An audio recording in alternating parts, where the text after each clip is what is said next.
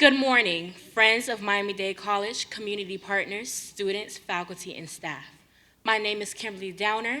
I am currently a Rising Scholar here at the North Campus, a second year, and I also serve as the Student Government Association President Pro Tempore. Welcome to Miami-Dade College North Campus's 18th Annual African American Read-In.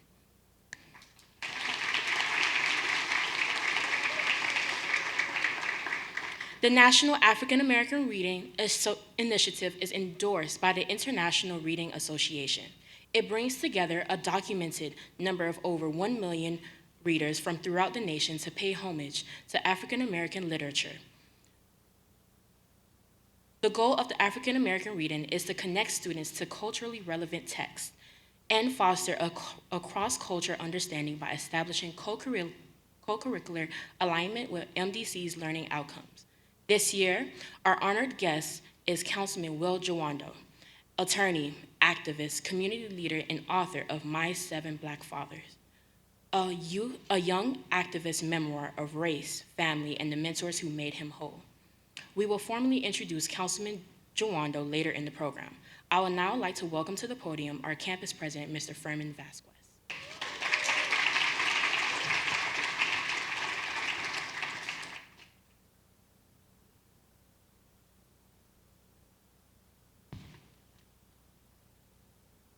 Good morning, buenos dias, bienvenido everyone. I wish I could see you, but the light is blinding me just a tad. But it is definitely a great day. I know it's a little chilly out there, but I feel the warmth from inside this room. It's truly a special day, and I'm glad to have our students, our faculty, our staff, and I heard there's some Jags in the audience. A little shout out for the Jags. All right. So I want to thank Ms. Sands for that. But more importantly, today is such a special day because of partnership and collaboration. And in the audience, thanks to our partnerships with the Miami Book Fair, is Paola Fernandez Rana, if you could please stand. A champion for literature at any cost.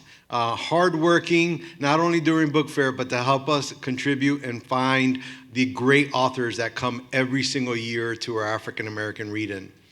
To our committee is Dr. Isabel Rodriguez Deemer, Ms. Yesenia Patino, if you could raise your hand. Okay,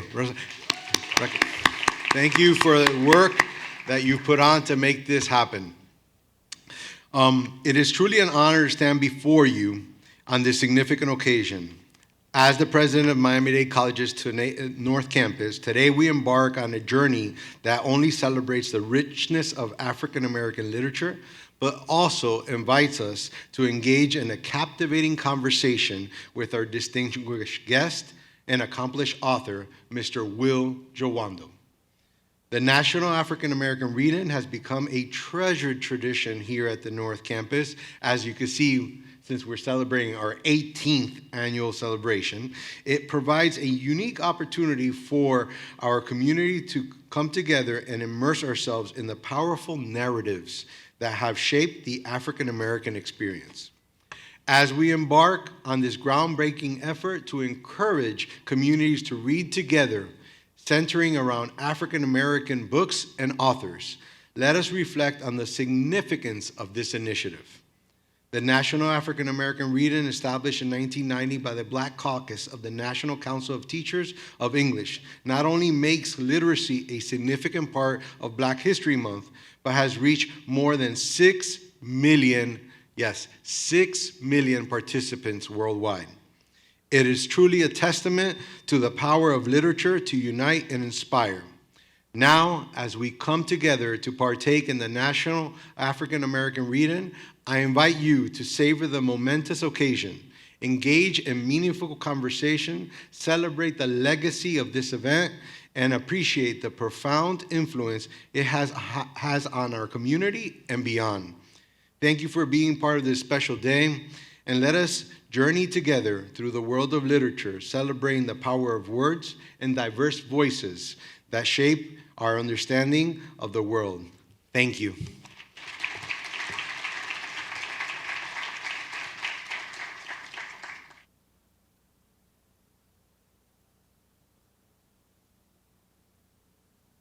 Will Jawando is an attorney, an activist, a community leader, a council member in Montgomery County, Maryland, a diverse community of more than 1 million residents and author of My Seven Black Fathers, a young activist memoir of race, family, and the mentors who made him whole. Called the progressive leader we need by the late Congressman John Lewis, Jawando has worked with Speaker Nancy Pelosi, Senator Brown, and President Barack Obama. He has worked tirelessly to ensure a quality education, opportunities for prosperity, and guaranteed civil rights are available for every American. His writing has appeared in the Washington Post and The Root and on BET.com, and his works has been featured in the New York Times and the New York Magazine, and on NPR, NBC News, and MTV. He regularly appears on CNN, MSNBC, and other media outlets. Now, I invite you all to join me in welcoming Councilman Will Jawando to the stage.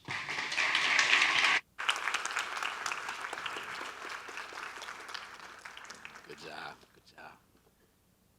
Good morning, everyone. Can you hear me? Okay, making sure this thing works. I'm gonna drink some water because I haven't had any in a second. So just give me 1 second.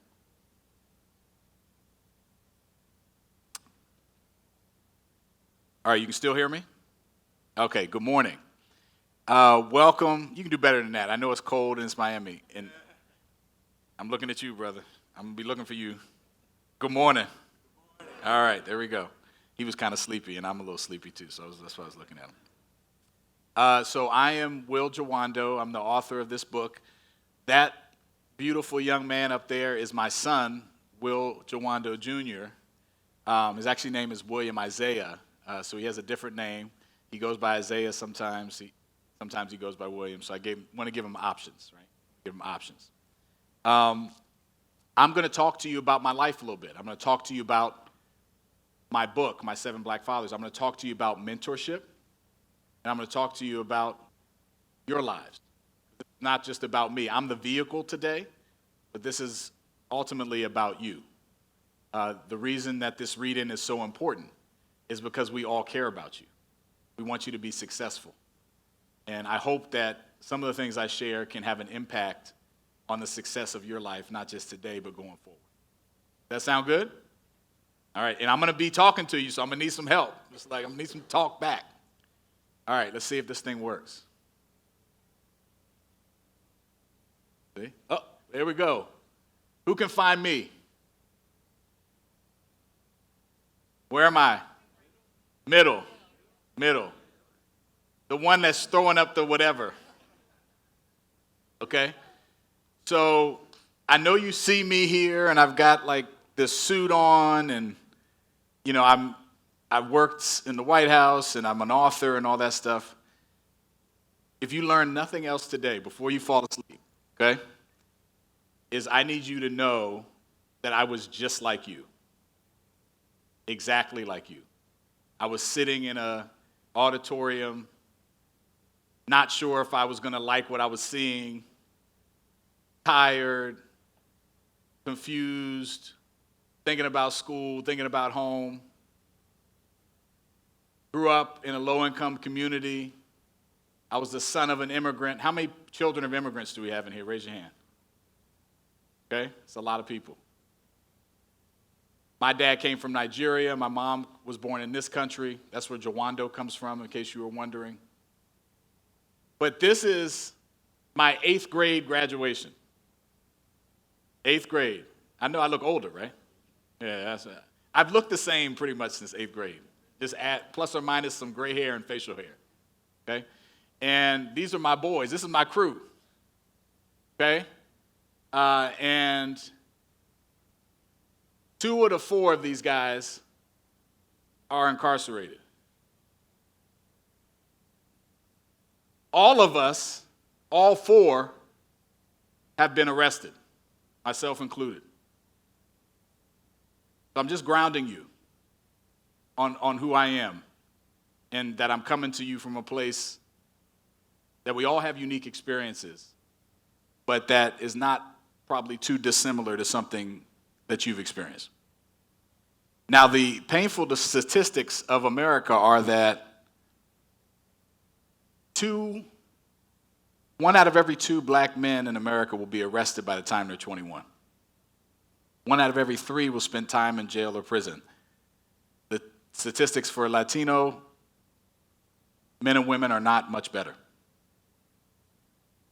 And when I look at this picture, it's complex for me because we were happy this day. We had just graduated from this school of all black and Latino kids. All 4 of these guys, we were all on the basketball team. We all wanted to be in the NBA. Any basketball players in here? Raise your hand. Don't be scared. Any football players? Any soccer players? Okay. So at this age, we thought we were all going to the NBA, and the world was our oyster. But we had also started to experience some things that weren't so great. My book title is called My 7 Black Fathers, right? Many of us didn't have fathers in our lives at young ages. Who has a parent that wasn't around or isn't around? Raise your hand. Okay? Not an uncommon thing. But we also had some hope for the future. And while my dad wasn't physically around when I was young, my parents divorced when I was 6. These guys were peer mentors to me.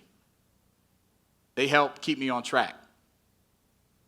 Who's got someone in here that helps keep the other person on track? All right, it doesn't always work, right? Doesn't always work, but you got them.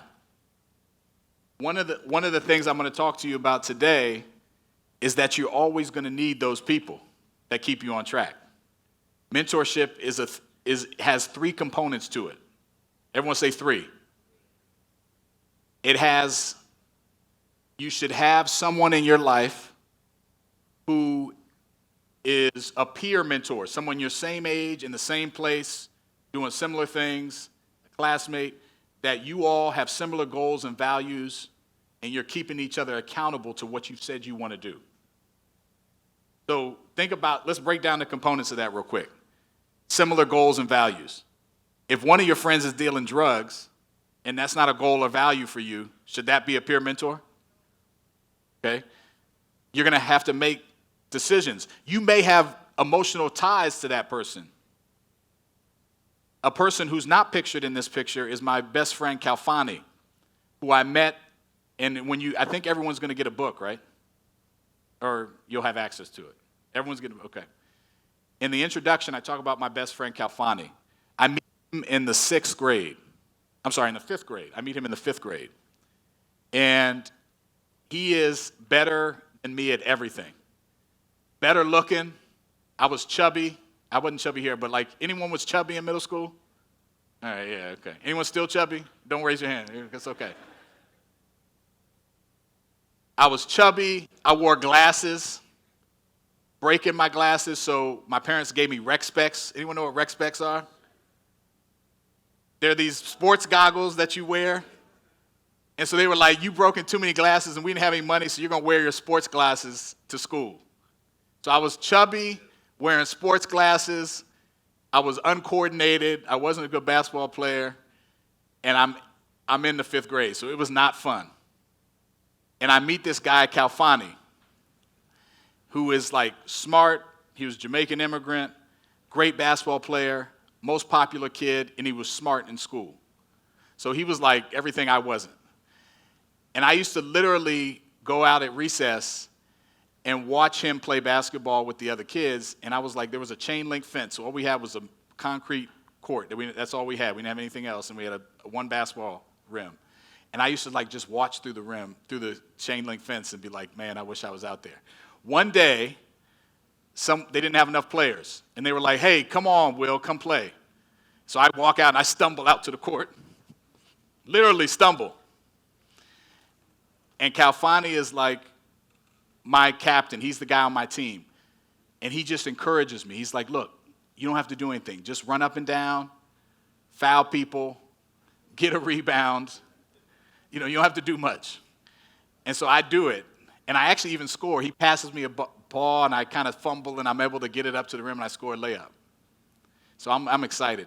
That started a journey of multiple years of us being best friends. I used to hang out at his house. I spent the night at his mom's house. His mom was a nurse, night nurse, and then she also cleaned people's floors and houses as well. His dad was incarcerated, but we hung out all the time. By the time, that was 5th grade, so we're friends all the way through high school. By the time we graduate high school, I'm getting a college scholarship to play basketball at North Carolina Central University, and Khalfani is dead. I remember it like it was yesterday. I was sitting at his funeral.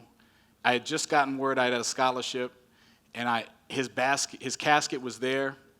I was here, and I just could not believe it. I was like, how am I getting ready to go to school, and he's in a box? He was better at me than in everything. In everything. And it stuck with me. It seemed wrong, and it was wrong. But he got involved in dealing drugs in high school. He was on the basketball team, but he was still dealing drugs on the side. And one thing I'll tell you people, you can be good at something, you can be good at two things. One, you can be good at a good thing, and you can be good at a bad thing. And he was good at multiple things. But he ended up losing his life in a drug deal gone bad. He was shot in the face. And I'm telling you, he was better at me than in everything. Now, why did that happen? The reason I tell you that long story is because that helped me write this book. Because Khalfani was a peer mentor for me. I almost made him one of my fathers. When I decided to write the book, when you read it, it's structured as 7 chapters and an introduction. Each one of the chapters is one of my 7 black fathers. When I was initially drafting the book, I was very close to making him one of the fathers. I decided to put him in the introduction instead because he had a dramatic impact on my life. He believed in me, supported me, helped me ask my first girl out, all this stuff. But he was dead by the time we were coming out of high school. And so I mentioned his mom. She worked 2 jobs. She cleaned houses and she was a night nurse. So what did that mean? She wasn't around a lot. When he got out of school, you know where I went? I went to my mom's job, where the CEO there let me run around and meet all these people. I end up meeting 3 of my 7 black fathers at my mom's job. Why is that important? Because these were men who took time to mentor me, to give me guidance, to put me on the right path when I strayed, because you are going to stray, and you're going to need people to put you back. Where did Khalfani go? Some days he made a great choice. He went with me. We went to get McDonald's. I used to get the double cheeseburger meal. It was $3.14. That was back in the day. And we'd go do homework, we'd watch TV at my mom's job, we'd do whatever. But most days, he went back to his neighborhood, we lived in similar neighborhoods. Neighborhoods where people were selling drugs on the corner. Neighborhoods where you could hear gunshots at night. Neighborhoods where the apartment buildings that we lived in were poorly maintained, right? And so when he got home, no one was there but people that were doing things that he shouldn't have been doing. So when I thought about, okay, well, why is Khalfani dead and why am I here? I realized it was because I had somewhere to go, and not only did I have somewhere to go, I had people that cared about me that wanted me to do well where I went. 3 of the 7 of whom became my 3 of the 7 black fathers that I would have and I talk about in my book. So literally, I'm alive and he's not, in my view, because I had a place to go where people cared about me. You have a place in Miami-Dade to go where people care about you. Don't take that for granted. There's other places you could be. That doesn't mean I never encountered violence or I've never been in a situation. I actually absolutely have. But I had people that could steer me on the right track. This is my crew now. These are my wife, Michelle, who's Mama Bear. My oldest daughter, Aaliyah, who's got the Georgetown sweatshirt on. My middle daughter, Addison, who's smiling kind of cheesily at the top. She's autistic as well. My middle daughter, Ava, who's in the middle, and my son, William Isaiah. This is this Christmas time. My crew has changed a little bit, but it's an awesome crew. And my wife and I, we've been married, this will be 17 years.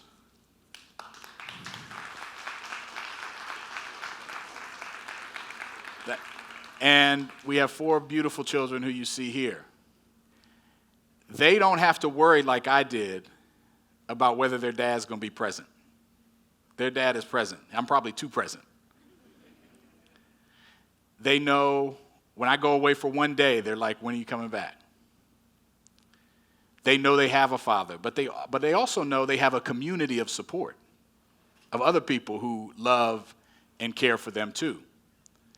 And I love this picture because you can just see they're all individuals and they're all at peace and they're all happy. All I wanted for my family is that they're at peace and happy and comfortable in their own skin.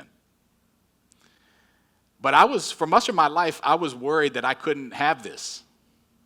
I was worried that because my father didn't have a relationship with me, that I wouldn't know how to have a relationship with my kids. And I know I'm not the only one who's worried that. I'm here to tell you it's absolutely not true. Just because you didn't have something doesn't mean you can't be it or be it for someone else. And in fact, because you didn't have it, in a lot of ways, you're probably more motivated to do it. And you can be even better than someone who might have had it and might take it for granted. So don't have that fear. Now, there's a lot of things that happen between that first picture and this second picture, right? Not only about, I'm 41, so what are you in 8th grade, like 13? Something like that? So whatever that is, right? 28 years, is that about right? If I did my math right? I think that's right. Yeah, close? Yeah, 30 years roughly. So a lot happened. Let me tell you about some of the stuff that happened that I talk about in the book and that I want to leave on you today.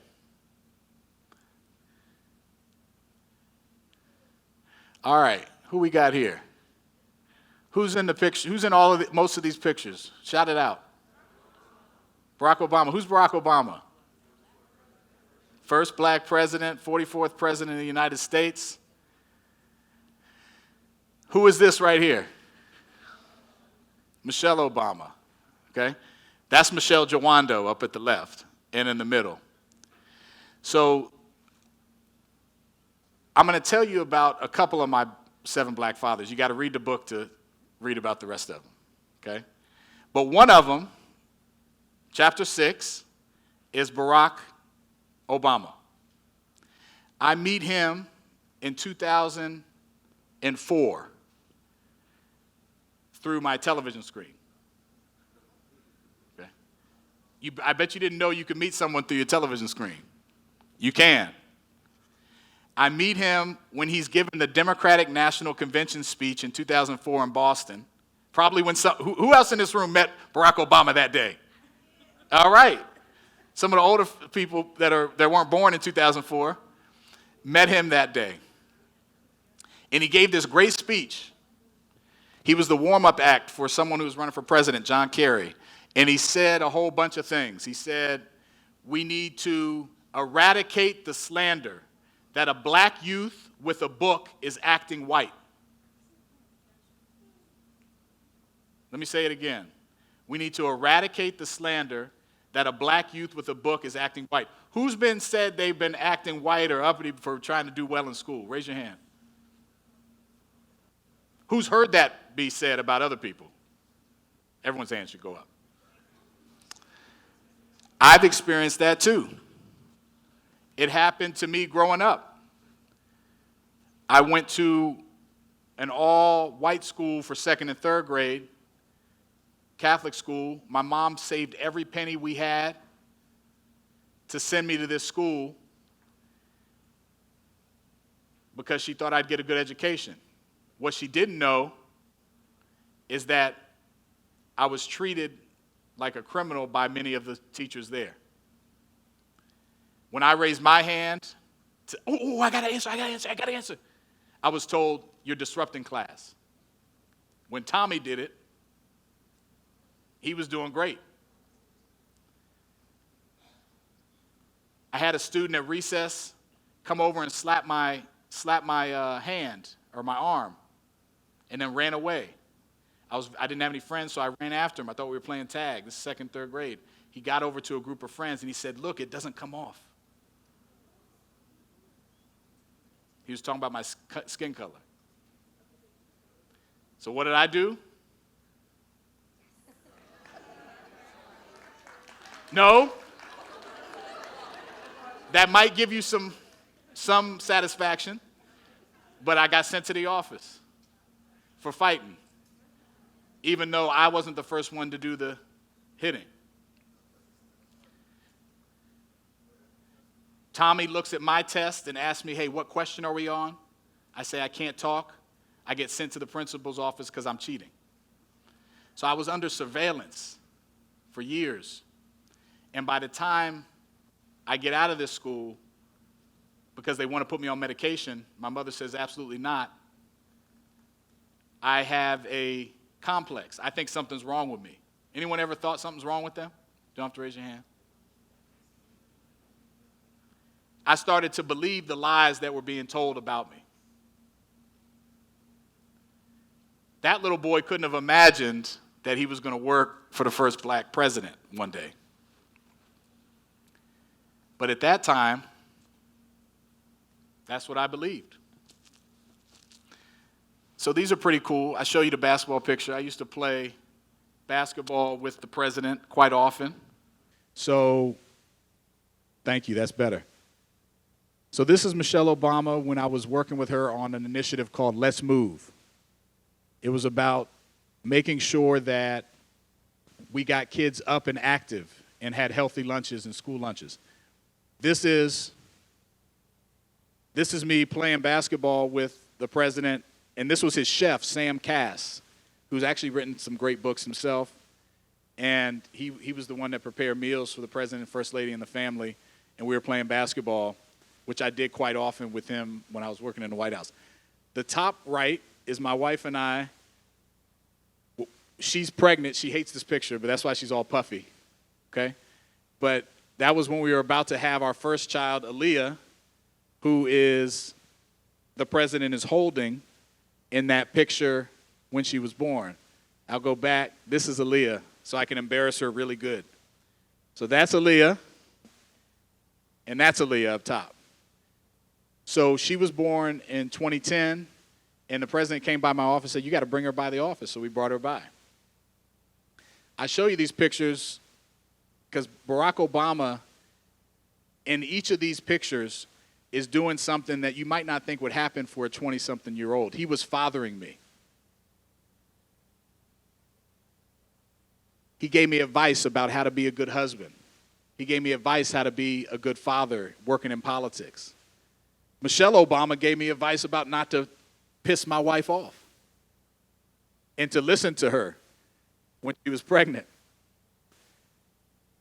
They were in my life at a time when I needed to learn things I hadn't learned.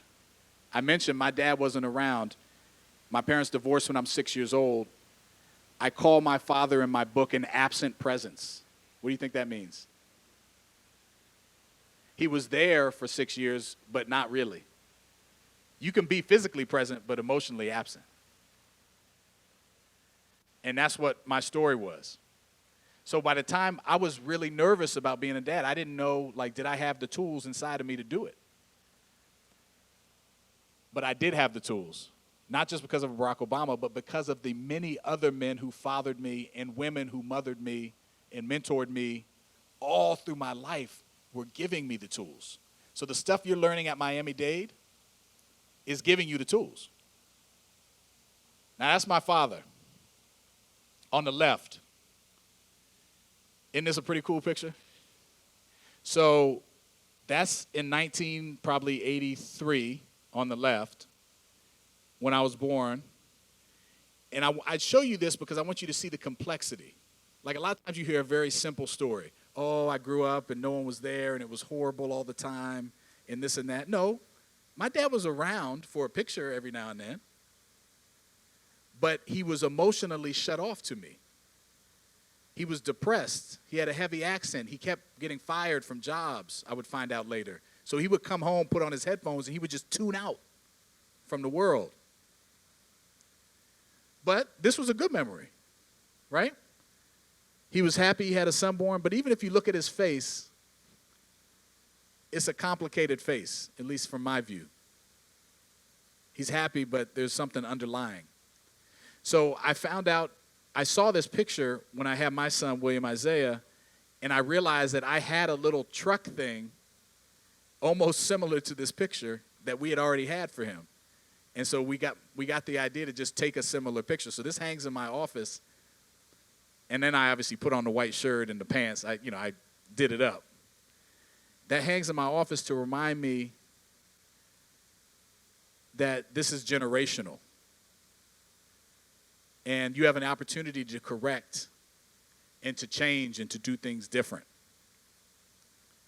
My dad came to this country in 1968 when there was a war in Nigeria, a civil war, bloody civil war. Millions of people died of famine and violence. And he left the country. He came to the U.S., met my mother. They got together and moved to Washington, D.C., where I was born. But as I mentioned, he wasn't present for me. So I needed these other men to step up. And this is one of those men. This guy's name is, in this picture, Captain Charles Williams. In the book, he's chapter 2, Mr. Williams. Now, this was taken of him when he was a helicopter pilot in Vietnam. It's in the U.S. Army. It was his first job. I didn't know him until many years later when he became Mr. Williams, the teacher at my 4th grade math class. The only black male teacher I would ever have throughout my entire K-12 education. So he came in the room the first day of class, put his briefcase down, had a full suit and tie on, wrote his name on the board. This is a class of all black and Hispanic kids, and they were like, who is this guy? Like, who's had a black male teacher? Because just you go to Miami-Dade. That's a good number. I had never had one. And too many now, you know how many black male teachers there are? They're 2% of the teaching profession. 2%. So if you've had one, you're like statistically in a really good number. He comes in the room, everyone's quiet because they're like, who is this guy? And I was a 4th grade math class, so we were learning, multiplication, division, whatever we were learning. But he also taught us collaboration. He taught us grammar. He taught us about the civil rights movement. And he helped me with bullying.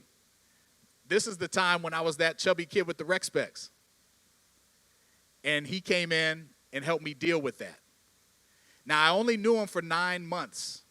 Because, you think about 4th grade, you have him. I had him for one period a day. I had him 40 minutes, once a day for 9 months. I never would learn his first name until after I researched this book many years later. But in that 9 months, he helped me to come back from that 2nd and 3rd grade where I was told I was stupid, that I needed medicine, that I was disruptive, that something was wrong with my skin, all the things that were told to me. And he told me that was all lies. And he was the first person to do it at a time when my parents had just separated and I was living only with my mother. He fathered me. at a point in time when I really, really, really needed it. All right, that's me. We're coming home here.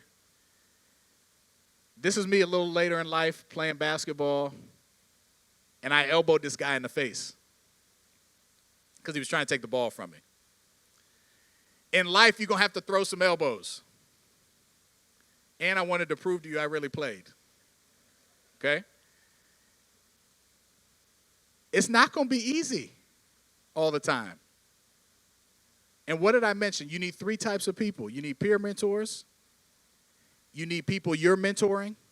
Who's mentoring someone in this room? Younger person. Raise your hand. All right, that's not enough. I need every hand after today. Find someone. It could be a younger sibling. It could be someone in your life that you're mentoring. Who has a mentor or a father figure or mother figure? Raise your hand. Okay, good. You should always have those people in your life. But also know it's not going to be easy the whole way. You're going to have to fight. You're going to have to work hard for what you want. I told a story to the previous group. When I worked for Barack Obama, I didn't just get the job. I didn't know him. I had no relationship. He was from Illinois. So I showed up at his office 6 months, once a week, asking for a job. How many of you send one email and get mad when they don't respond? I showed up 6 months, once a week, physically, to say, hey, I'm Will Jawando. I need a job. I want to work for Barack Obama. Can you please hire me? In the 6th month, someone met with me in the back, one of the chief of staff. And they said, who is this guy that keeps coming around? Oh, that's Will. He just comes every week. And I got the job. You see something you want, you go after it. You pursue it. And even if you don't get the exact thing, you're going to get something that you're supposed to have. And you might have to throw an elbow on the way.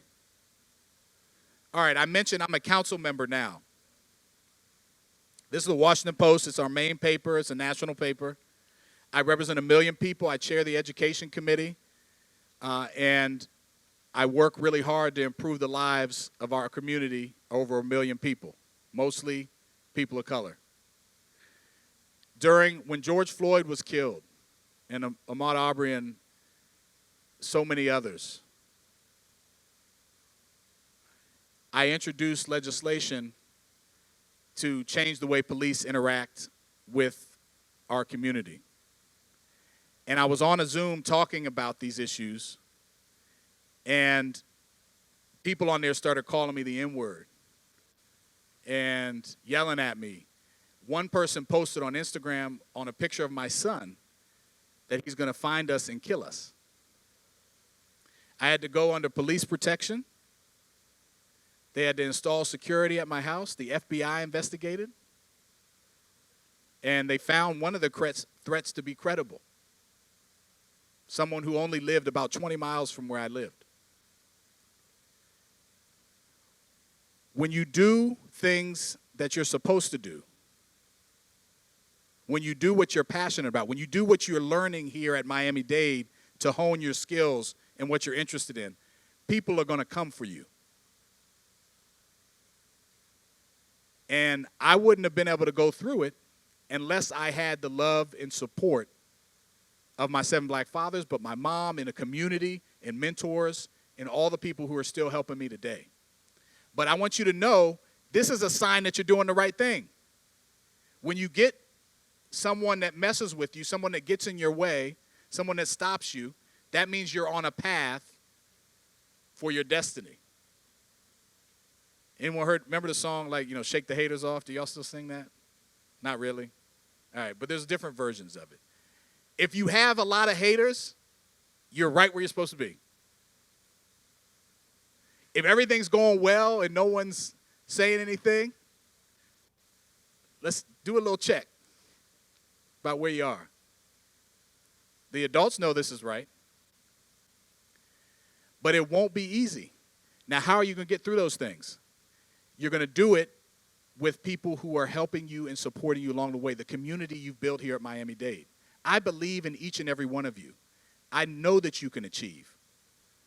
And not only do I want you to, I need you to. This country needs you to. The state of Florida needs you to. Miami needs you to achieve. And the way you're going to do it, keep going back to it, is by holding each other accountable, by mentoring people that are coming behind you, and by seeking out and listening to mentors, fathers, mothers, aunts, uncles in your community. And it doesn't have to be your biological parents. They can be there too. They're great. But how often, I'm telling you, I have 4 kids. I'll tell my kids something, then they'll go hear from someone else and they'll listen to the other person. That's just the way we're wired. We need these people in our lives. And all I wrote about in my book was my version of who these people were for me. I want you to do something for me today. I told this to the previous groom. I want you to think about who are the fathers and mothers in your life that aren't biologically related to you. I want you to write them down on a piece of paper or on your iPhone or whatever. Then I want you to call them or text them or visit them and tell them what they've meant to you in your life. Can you do that? All right, I don't hear a lot. Can you do that? And if you don't have a long list, that's okay. It's not about numbers. I wrote about 7. Yours could be 3. It could be 2. If you don't have people on the list, I want you to think harder. I know you have people on the list because you go to the high school and you go to Miami-Dade. So you have people on the list. Find these people and tell them what they mean to you. Because if you're going to get through stuff like this may not be your struggle, but you're going to go through something. You may be going through something right now.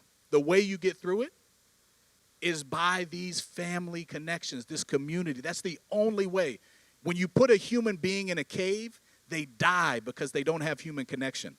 We are physiologically wired to have human connection. Our bodies need it. Why do you think when you have a baby, I did it with all my kids, they say, take off your shirt and go chest to chest. The warmth literally can improve the health outcomes for newborn babies. We need to be connected to people. And it doesn't matter if you have it at home, you have it at your larger home. I promise you, you do. All right. This is a group of early college students. Where are my early college or dual enrollment students? Any dual enrollment in here? I was told there was some. All right, you got a couple here. This is high school and community college students in my hometown. I took this picture with them. I'm going to take a picture with you in a second. At their graduation last year. You have everything you need in this house. You have a president, a faculty, an administration that believe in you, that know you can achieve, that give you tools on this beautiful campus to help you achieve. It's not going to be easy. You're going to have people that disappoint you. You're going to have people that come for you. But you can do it. I know you can do it. And I'm here to tell you, you can do it because I did it. And I was just like you. I am you. When I was your age, I didn't talk like I talk. I didn't wear what I wear now. But that's part of the growth and evolution. I believe in each and every one of you. In this country right now, with what we're going to, we need you to be successful. We absolutely need you to be successful. So find these mothers and fathers and mentor figures, engage with them, thank them, and be that for someone else. Can we do that? All right, let's take a selfie. All right, before y'all leave, we're going to do a selfie. The ones that have class, get in this selfie real quick.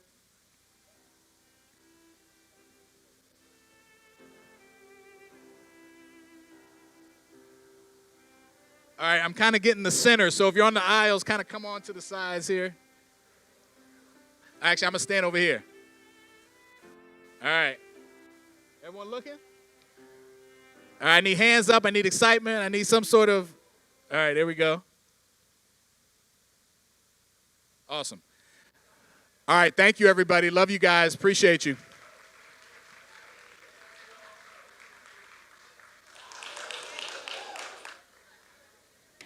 Now, I'll ask just once again, put your hands together for Councilman Jawando.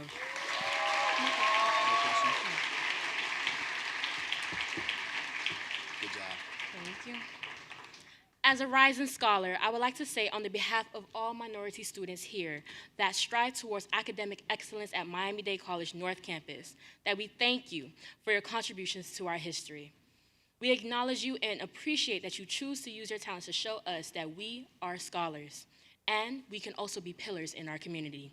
Thank you all once again for being here with us today. I hope everyone enjoyed this year's African American reading. I hope you all have an amazing day.